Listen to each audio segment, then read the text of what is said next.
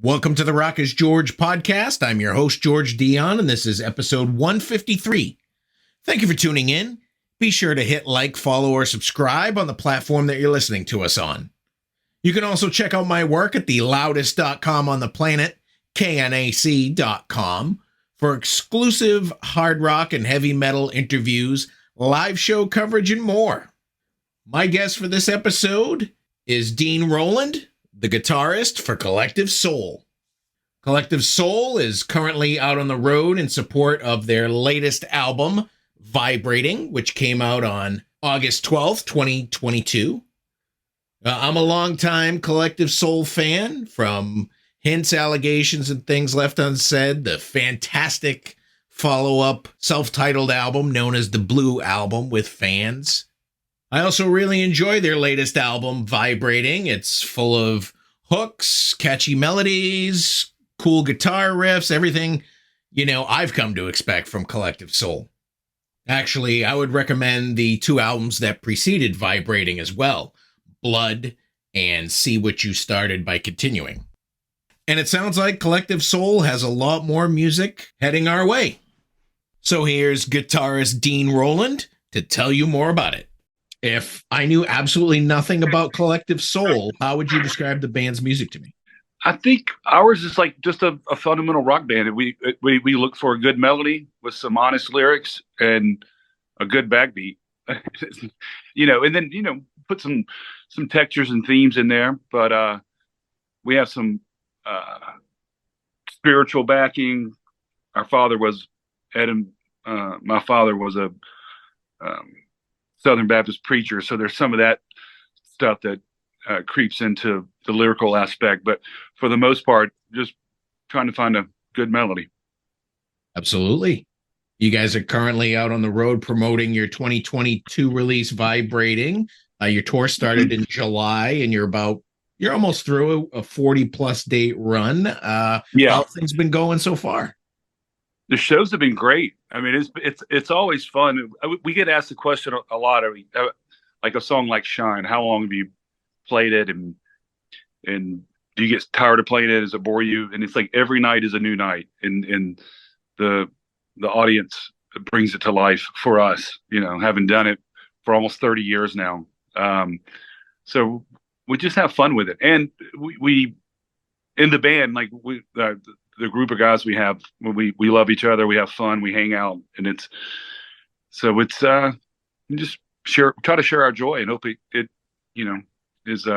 connects. Is this your first large scale tour since the lockdowns? Pretty much. We did some shows last year. Yeah. So this is, we've been back on it for a couple of years now. But those 2 years, the lockdown years were like, I don't know what happened. I mean, it was good because I have a 4.5-year-old daughter, so I was able to be home with her. So that was that was my silver lining. Have you run into any disasters or any Spinal Tap moments out on the road? We've had a couple of we played a couple of casinos where it's like you're having to go through back halls, kitchens, and elevators, and I'm just follow the leader on that those kind of things. So, but for the most part, the shows themselves have gone smooth, and we've had fun doing that. But a lot of time it is like that part of Spinal Tap when you're getting on stage, you're trying to find where the stage or the dressing room is, and what side of the stage are we going to get on or get off of. So it's okay though. It's part of the process. Now you mentioned playing. Shine every night is kind of it's a different night, so it doesn't really matter. But there's got to be some issue trying to craft a set list out of 11 studio albums over the span of 30 years. It is. We, because you want to make sure people hear the songs that they want to hear, like your fans, and then we're proud of the new stuff that we're making. So we just kind of mix it up, and then throw in some other songs that maybe just kind of like we consider like hidden gems kind of thing that are fun. So we just do a blend of that and see how it works out. And we tweak it, but we kind of land on that kind of format. You guys are out on the road with Switchfoot for the first time. I feel like you guys have a lot in common. Are you finding that out? Switchfoot was last year. Oh, Yeah, yeah. We were with Switchfoot last year. This year we're on our own. Gotcha. Yep. And the Switchfoot tour was great. They're super great dudes. We had a blast with them, and kindred spirits. Live in the same city that I live in San Diego. But yeah, this year it's just us, just bouncing around, hopping around. We're in Vancouver today. Are you guys doing like a super long set since it's just you, about 2 hours or so? So some version of that, yeah. We improv a little bit and see what we're feeling. Like last night, we played at the Commodore in Vancouver, and one of our favorite venues. Doing it again tonight, in fact. And you just kind of soak some of those venues up that are your favorites, and the crowd's great, and so we'll drive it out a little longer.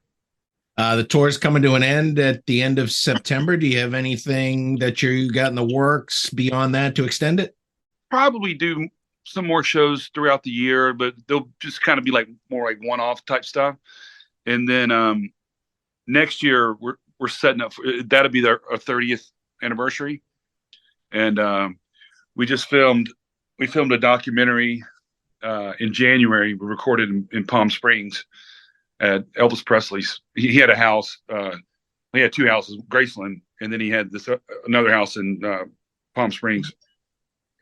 And we met the people who who owned it, and they really hadn't touched it. And I mean, the appliances are from 1977. I mean, he spent his last birthday, Thanksgiving, Christmas.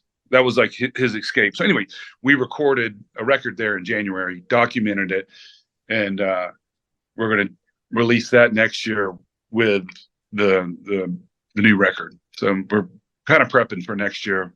And you mentioned next year's the 30th anniversary of the band and their first Correct. album, hence allegations and things left unsaid. Correct. Are you going to do anything nostalgic for the 30th anniversary? Or are you just going to roll with this new album and the documentary of making it? Well, the documentary is going to have some. It's a career reaching documentary. So it will be us documenting recording at Elvis's house, but it's also like archival stuff. So that'll be it. I think we're going to do a box set kind of thing. Just there'll be some stuff in there. We're not ones to really look in the rearview mirror too much. We like to keep going, but if it's a 30-year thing, maybe take the time to do some inventory.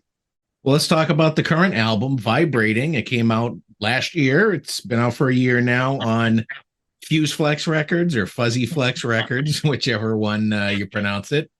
Right. Yeah, Fuzzy.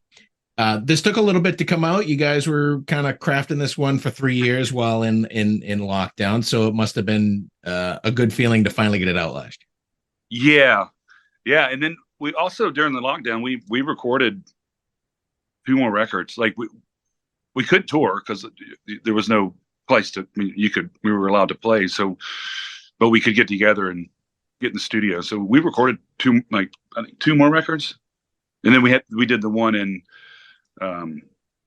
Palm Springs. So yeah, we got plenty of music coming out. So space it all out so it's not on top of each other, right?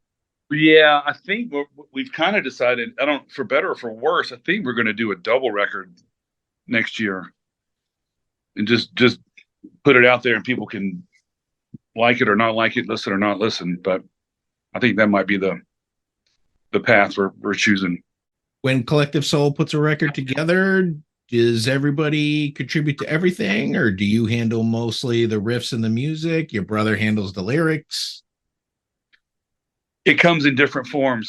We don't really, we try not to put ourselves in a creative box, right? So a lot of times Ed will come in with a very clear idea, arrangement, and then other times it's just we're just riffing, and there might be a guitar riff or a drum groove, and we just build on top of that.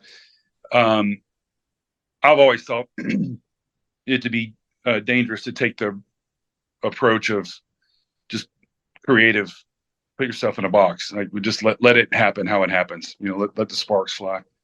Now with Vibrating, there's no songs on the album called Vibrating. How did you guys decide on the title? We were just literally just riffing, and it felt like we were where the band was in a great place, and we were just in a positive way vibrating on a positive manner, and we just kind of went, that works, let's go with that. Pretty not too much not too much intellectual thought that went into it. It just felt right, and so you just go with it. You have 2 singles out. Well, if you could call singles today. You got 2 promotional pieces out now. Cut the Cord and All Our Pieces. Are these the 2 songs you add to your live set list? We play Cut the Cord.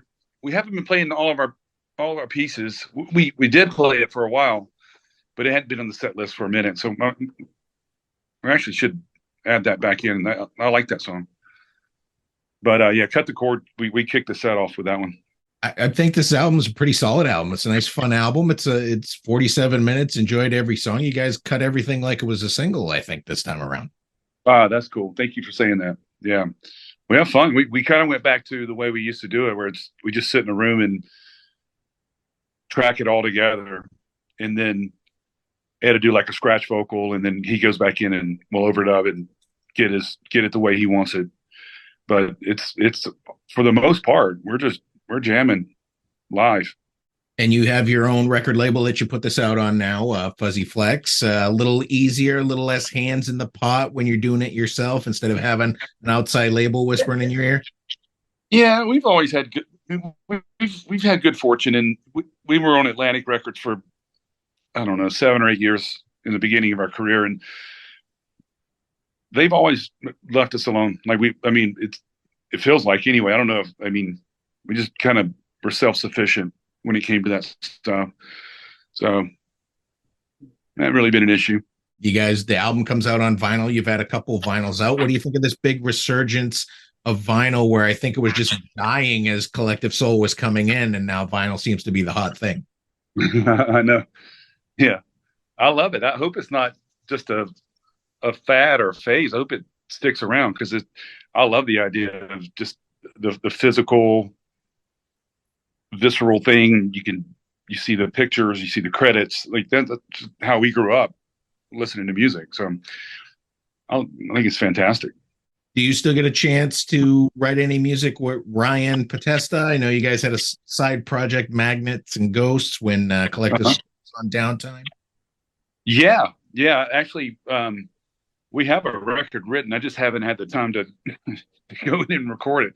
But yeah. He's one of my best mates, and we just we love getting in there and working that out. We have a good creative partnership. Bit of a different sound than what you're known for. A little more progressive, I think. Yeah, it is. It was just healthy for me at the time when we started it, just to explore a different avenue of just creativity. Like it kind of like I wanted my mind open a little bit further than what it was from a creative situation. You have a gig coming up where you're going to be playing the Green Bay Packers pre-party with Stone Temple Pilots. Do you think your home state Atlanta Falcons would be a little bit mad at that? No, we've already they're good to us. The Falcons are good to us. We're good to them. We have a good, healthy relationship. Is this going to be one of those parking lot setups before the game? Well, no, we're playing the day before the game, and then we're doing the national anthem. Nice. Before the game, yeah. All right. Well, those are all the questions I have for you today, Dean. I appreciate you taking the time. You got the new album, Vibrating. Been out for a year. Sounds great. And you're currently out on the road, tying up the 40-plus days that you've been on. And sounds like you got a lot of music coming down the pipe that we're going to be looking forward to. Yeah, man. We got it coming, and appreciate you. Thank you for taking the time, too. Once again, I want to thank Dean Roland of Collective Soul for coming on the Rock is George podcast. Be sure to check out their latest album, Vibrating, out now through Fuzzy Flex Records. Head over to your favorite music streaming platform. Take a listen to the album. If you like what you hear, buy a physical copy. Support the artist. For all things Collective Soul, head over to their official website, collectivesoul.com. I also want to thank Amanda Kagan of ABC PR and Red Light Management for making this interview possible. You've been great. I've been George Dionne. Discover your next favorite artist on the Rock is George podcast.